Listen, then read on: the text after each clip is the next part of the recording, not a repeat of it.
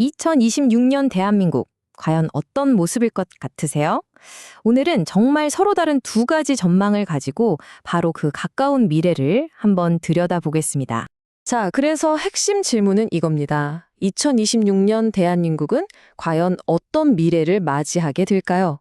정치적으로는 엄청난 격변이, 또 경제적으로는 아주 냉정한 현실이 기다리고 있다는 두 가지 시나리오를 한번 같이 따라가 보시죠. 그러니까 한쪽은 정말 드라마틱한 정치 논편이고요. 다른 한쪽은 우리 피부에 와닿는 경제 보고서예요.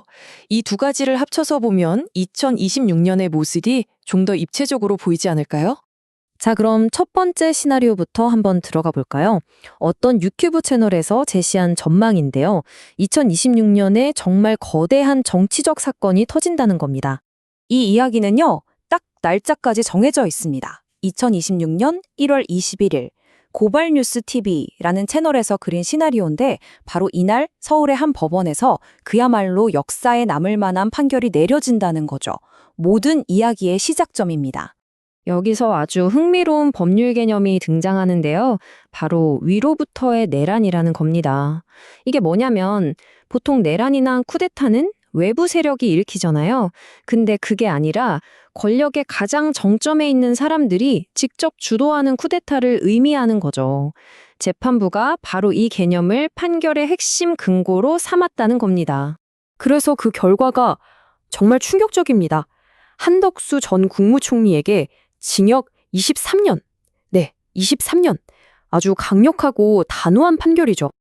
아니, 왜 이렇게까지 무거운 형량이 날았을까요? 이 논평을 보면 재판부의 논리가 이렇습니다. 권력을 이미 가진 사람들이 위로부터 쿠데타를 일으키면 이건 회복할 가능성조차 낮기 때문에 훨씬 더 심각하다.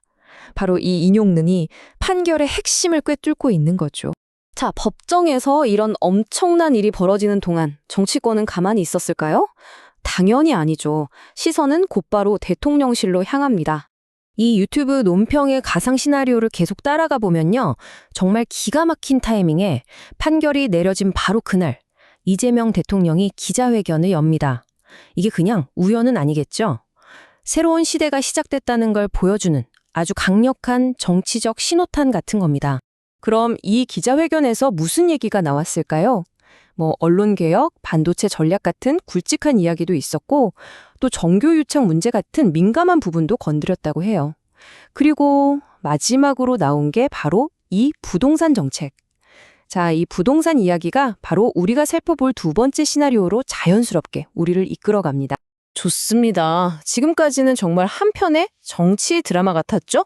그럼 이제 잠시 숨을 고르고 이런 거대한 사건들이 헤드라인을 장식하는 동안 우리들의 진짜 현실, 먹고 사는 문제는 어떨지 한번 보죠.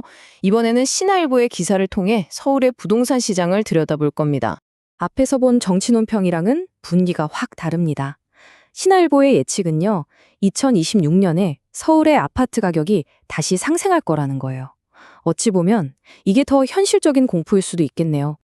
아니, 왜 또 오르는 걸까요? 이유는 아주 간단하고 명확합니다. 바로 공급, 집이 부족하다는 거죠. 기사를 보면 2026년에 서울에 새로 들어서는 아파트 물량이 바로 전년도에 비해서 무려 30%나 뚝 떨어진다고 해요. 이게 가격을 위로 밀어올리는 가장 결정적인 요인이라는 겁니다. 서울 부동산 시장을 움직이는 이 두 가지 힘, 수요와 공급의 불균형을 한번 보시죠. 한쪽에서는 일자리 때문에 또 학교 때문에 서울과 수도권으로 오려는 사람은 계속 많고 시중에 돈도 많이 풀려 있으니 집을 사려는 수요는 탄탄합니다. 근데 반대쪽 공급은 어때요? 새로 집 지을 땅은 없지, 재개발이나 재건축은 더디지. 그러면서 입주 물량은 팍 줄어드는 거죠. 이 완전히 기울어진 시소, 이게 바로 문제의 본질인 겁니다. 그렇다면 이 불안불안한 시장의 향방을 결정할 변수는 과연 뭘까요? 기사에서는 앞으로 우리가 뭘 눈여겨봐야 하는지 딱 몇 가지 포인트를 짚어주고 있습니다.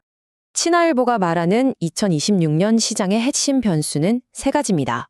첫째, 원래 2025년에 나오기로 했다가 미뤄진 정부의 공급 대책이 과연 어떻게 발표되느냐.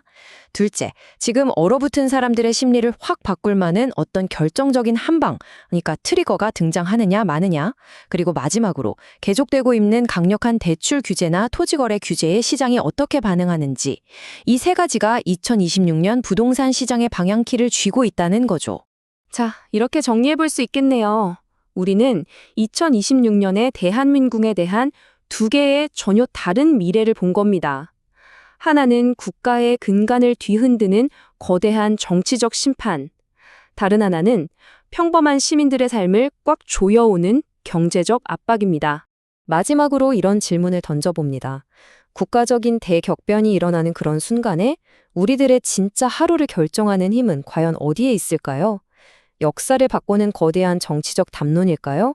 아니면 당장 내일의 집값을 걱정해야 하는 경제적 현실일까요? 이 두 미래는 과연 별개의 이야기일까요? 아니면 서로 아주 깊숙이 연결되어 있을까요?